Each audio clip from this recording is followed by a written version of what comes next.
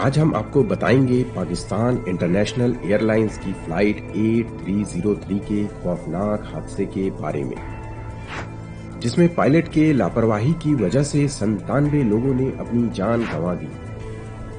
हादसे में खुशकिस्मती से सिर्फ 2 ही लोग बच पाए थे। बाकी सभी लोग प्लेन क्रैश होने के बाद उसमें लगी आग से जिंदा जल गए।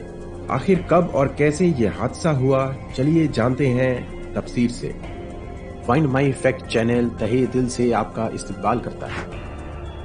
तारीख थी 22 मई 2020। एयरबस A320 की कमर्शियल प्लेन PIA की फ्लाइट 8303 दोपहर 12:55 पर लाहौर के अल्लामा इंटरनेशनल एयरपोर्ट से उड़ान भरने के लिए पूरी तरह से तैयार थी। पैसेंजर्स के बोर्डिंग के बाद ठीक 1:05 पर प्लेन ने टेक ऑफ कर लिया था। उस वक्त फ्लाइट में 91 पैसेंजर्स और 8 क्रू मेंबर मौजूद थे। इसे उड़ा रहे थे कैप्टन सज्जाद, जिन्हें करीब 17,000 घंटों का फ्लाइट उड़ाने का एक्सपीरियंस था, और उनके साथ थे फर्स्ट ऑफिसर जिनका नाम था उस्मान आजम। करीब 1.5 घंटे का सफर पूरा करने के बाद जब प्लेन मकली से एयरपोर्ट की तरफ क्रूज करने लगा, तभी ATC यानी एयर ट्रैफिक कंट्रोल ये नोटिस करते हैं कि प्लेन की हाइट नॉर्मल रेंज से काफी ऊपर है। ATC ने तुरंत कैप्टन को फर्स्ट वार्निंग देते हुए प्लेन के एल्टीट्यूड को कम करने को कहा। तो सबसे पहले हम आपको बता दें कि किसी भी एयरपोर्ट पर इंस्ट्रूमेंट लैंडिंग सिस्टम होता है, जिसे ILS के नाम से जाना जाता है। ILS एक शॉर्ट रेंज गाइडेंस सिस्टम होता है, जिसके जरिए प्लेन को रनवे पर सेफली लैंड कराने में मदद मिलती है। खास करके खराब मौसम या कोहरे की वजह से जब पायलट को रनवे ना दिखाई दे रहा हो, तो उस हालात में भी ILS सिस्टम की मदद से प्लेन आसानी से सही जगह पर लैंड हो जाता है। जब प्लेन रनवे पर पहुंचने वाला होता है तो ILS हॉरिजॉन्टल और वर्टिकल गाइडेंस प्रोवाइड करता है। हॉरिजॉन्टल गाइडेंस प्लेन को रनवे के सेंटर लाइन में रखने में मदद करता है, जबकि वर्टिकल गाइडेंस प्लेन के हाइट को सही एंगल पर रखता है ताकि प्लेन आसानी से लैंड कर सके। आमतौर पर लैंडिंग एंगल 2.8 से 3.5 डिग्री पर होना चाहिए, जिससे प्लेन सही लोकेशन पर लैंड हो सके और उसे उतना डिस्टेंस मिल सके जिससे प्लेन रनवे खत्म होने से पहले रुक जाए। अगर प्लेन ऑटो पायलट पर हो तो प्लेन खुद ही ILS के जरिए लैंड कर लेता है, और अगर मैनुअल मोड पर हो तो पायलट को ILS की मदद से लैंड करने में मदद मिलती है।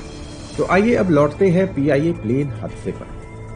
दरअसल पायलट ने उस दिन वही गलती की थी। उन्होंने प्लेन का एल्टीट्यूड 10,000 फीट की ऊंचाई पर रखा था, जबकि इसे 7,000 फीट की ऊंचाई पर होना चाहिए था। ATC ने पायलट को कहा कि आपका प्लेन ग्लाइड स्लोप से 3,000 फीट ज्यादा ऊपर से फ्लाई कर रहा है, इसलिए आप रूल को फॉलो करें। लेकिन पायलट ने उनके इंस्ट्रक्शन को सीरियस नहीं लिया और ATC को जवाब दिया कि प्लेन उनके कंट्रोल में है, वे सेफ लैंडिंग करवा देंगे। प्लेन धीरे धीरे रनवे के पास पहुंचने लगा, लेकिन बावजूद इसके प्लेन अभी भी काफी ऊंचाई पर था।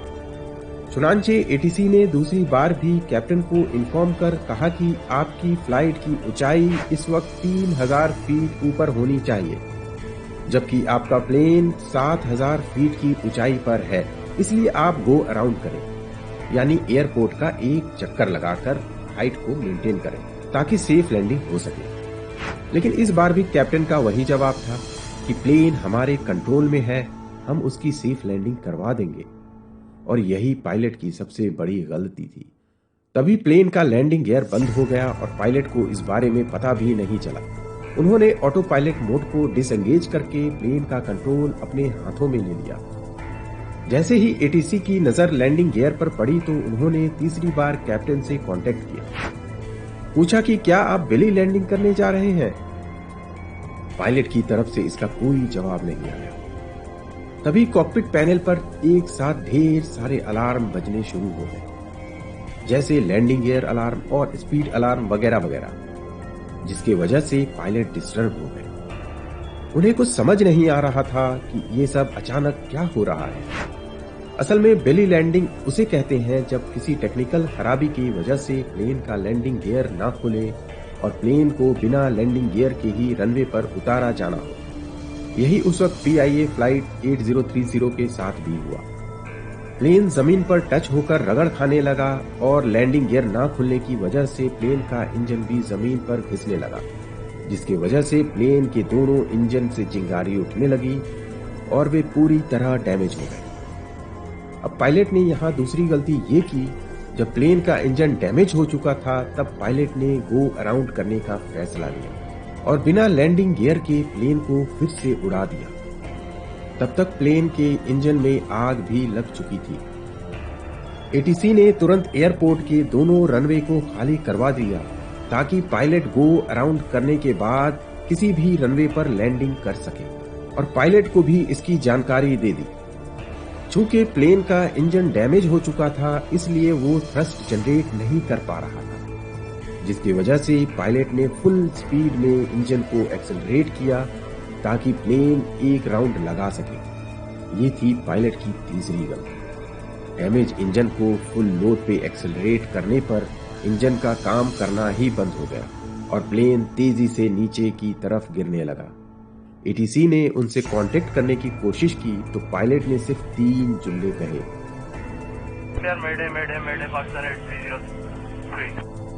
और इसके बाद प्लेन रिहायशी इलाके में घरों के बीचों बीच जा गिरा, जिसके बाद प्लेन में जोरदार धमाका हुआ और प्लेन के टुकड़े टुकड़े हो गए। हादसे के बाद जब इन्वेस्टिगेशन का दौर शुरू हुआ तो ब्लैक बॉक्स के जरिए ये पता चला कि गलती यहाँ कैप्टन की थी, क्योंकि मौसम भी बिल्कुल साफ था और प्लेन में भी कोई टेक्निकल खराबी नहीं थी।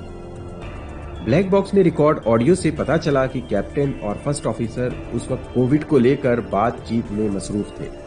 ATC उन्हें बार बार इंफॉर्मेशन दे रहा था कि प्लेन की ऊंचाई काफी ज्यादा है, फिर भी प्लेन के कैप्टन ATC के इंस्ट्रक्शन को इग्नोर कर रहे थे। दूसरी वजह सामने आई जो कि था उनका ओवर कॉन्फिडेंस।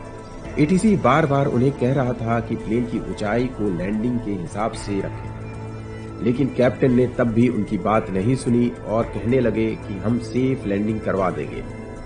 तीसरी वजह थी ज्यादा ऊंचाई के चलते लैंडिंग गियर का न खुल पाना। दरअसल प्लेन लैंडिंग के वक्त जरूरत से ज्यादा ऊंचाई पर था, इसी वजह से प्लेन के लैंडिंग गियर नहीं खुल पाए और पायलट ने बिना लैंडिंग गियर के ही प्लेन को लैंड करवा दिया, जिस वजह से प्लेन के इंजन में आग लग गई और वे डैमेज हो गए और दोबारा टेक ऑफ के बाद इंजन काम करना बंद हो गया और प्लेन नीचे गिरकर क्रैश हो गया। तो दोस्तों, आपको हमारा ये वीडियो कैसा लगा हमें लाइक और कमेंट करके जरूर बताएं और हमारे चैनल को जरूर सब्सक्राइब करें।